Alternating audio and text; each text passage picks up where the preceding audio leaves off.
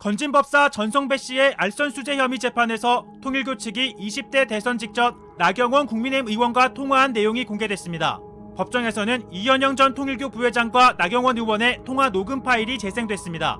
당시 대선을 앞두고 윤석열 후보는 통일교 초청으로 방한한 마이크 펜스 전 미국 부통령과 면담을 가졌는데요. 이와 관련된 통화로 통일교에서 일정을 준비할 수 있는지 등을 물은 나 의원은 가급적이면 제가 가운데서 마련해줄 수 있으면 좋겠다며 자신이 조율할 수 있도록 하는 내용이 담겼습니다. 또 면담 장소와 관련해 가급적이면 제3의 장소, 당사 이런 데서 했으면 좋겠다고 말했습니다. 당시 윤석열 후보는 펜스 전 부통령과 서울 송파구 한 호텔에서 비공개 만남을 가졌습니다. 오늘 재판에서는 통일교 측이 20대 대선 직전 이재명 대통령의 최측근인 정진상 전 민주당 당대표 정무조정실장에게 접촉을 시도한 정황도 공개됐습니다. 이현영 전 통일교 부회장과 윤영호 전 통일교 세계본부장 사이 통화 내용이 공개됐는데요. 2022년 1월 25일 통화에서 장관님 등을 언급한 윤 전 본부장은 몇 군데 어프로치했다며 그 다음 정진상 부실장이나 그 밑에 쪽은 화상이니 그거 정도는 될 것 같다고 말했습니다.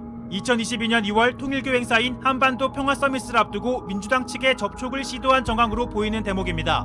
윤 전 본부장은 또 2022년 2월 7일 이 전 부회장과의 통화에서는 야권이나 여권, 저도 회장님도 논의해서 4분 정도에서 4명 다 할라 그래요 라며 여야를 가리지 않고 만남을 가지려 한 것으로 보이는 대화도 공개됐습니다. 이재명 대통령이 정치에 개입한 종교단체에 대한 해산 방안을 검토하라고 지시했습니다. 통일교가 윤석열 정부와 정교 유착을 꾀했다는 의혹과 함께 민주당에도 후원을 했다는 의혹이 불거진 상황에서 나온 발언입니다. 대통령실은 특정 종교를 겨냥한 발언은 아니었다고 선을 그었습니다. 유선희 기자입니다. 이재명 대통령은 오늘 국무회의에서 종교의 정치 개입에 대한 엄벌의 필요성을 강조했습니다. 당연히 사단법인이든 재단법인이든 법인격 제도, 헌법과 법률에 위반되는 지탄받을 행위를 하면 해산시켜야지. 지난주 같은 자리에서 해산을 언급한 것과 같은 맥락입니다.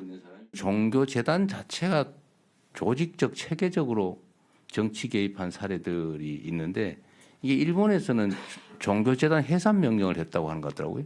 정치권에선 통일교가 윤석열 정부와 정교 유착을 꾀했다는 의혹에 대해 특검이 수사하고 있는 상황을 염두에 둔 발언이라는 해석이 나왔습니다.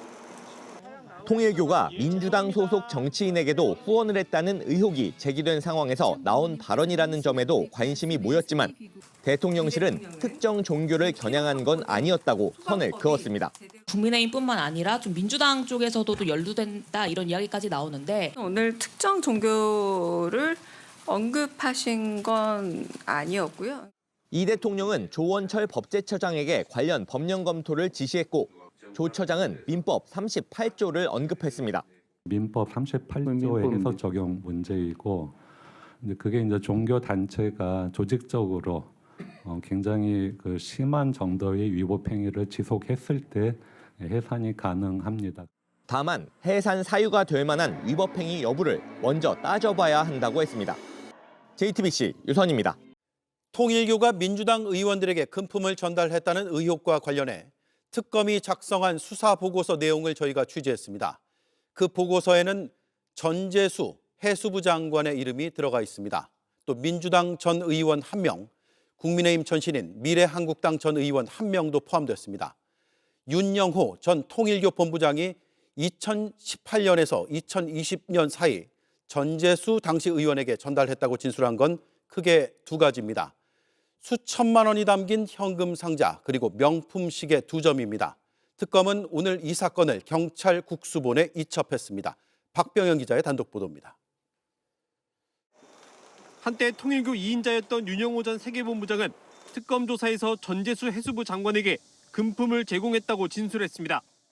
윤 전 본부장은 전 장관에게 2018년에서 2020년 사이 3천만 원에서 4천만 원 상당의 현금을 상자에 담아 전달했다고 진술한 것으로 파악됐습니다. 현금에 더해 2점의 명품 시계도 전달했다는 게 윤 전 본부장의 주장입니다. 특검은 전 장관에게 줬다고 주장하는 시계 브랜드까지 이미 특정한 걸로 알려졌습니다. 전 장관은 2018년 당시 문재인 정부의 친문 핵심이었습니다.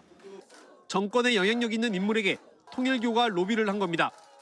특검은 윤 전 본부장이 통일교 현안 청탁을 목적으로 전재수 장관에게 금품을 전달한 것으로 의심하고 있습니다. 금품 전달과 함께 부정한 청탁이 있었으면 뇌물죄가 성립할 수 있는 무거운 사안입니다. 이외에도 윤 전 본부장은 전직 민주당 의원 1명과 미래한국당 출신 전직 의원 1명도 함께 언급했습니다.